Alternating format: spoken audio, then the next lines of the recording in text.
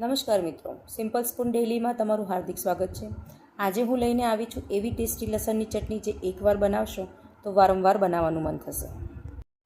સૌપ્રથમ એક પેનમાં થોડું વધારે તેલ લઈ તેમાં બારીક સમારેલું લસણ સાતળીએ, જેથી તેનો કાચો સ્વાદ દૂર થઈ જાય અને સુંદર સુગંધ આવવા લાગે। અહીં હું જીરું એડ કરવાનું ભૂલી ગઈ હતી, તમે પહેલાં જીરું એડ કરજો, ત્યારબાદ લસણ,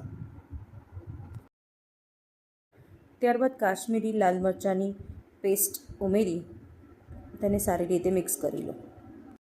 ત્યારબાદ સ્વાદ મુજબ મીઠું એડ કરો।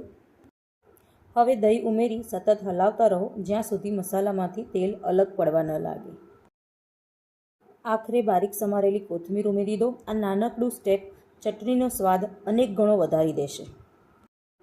તો બસ તૈયાર છે આપણી ટેસ્ટી, મસાલેદાર અને એકદમ મજેદાર દહીંવાળી લસણની ચટણી। આવી જ સરળ અને સ્વાદિષ્ટ રેસીપી માટે સિમ્પલ સ્પૂન ડેઈલીને સબસ્ક્રાઈબ કરવાનું ભૂલતા નહીં। Thank you.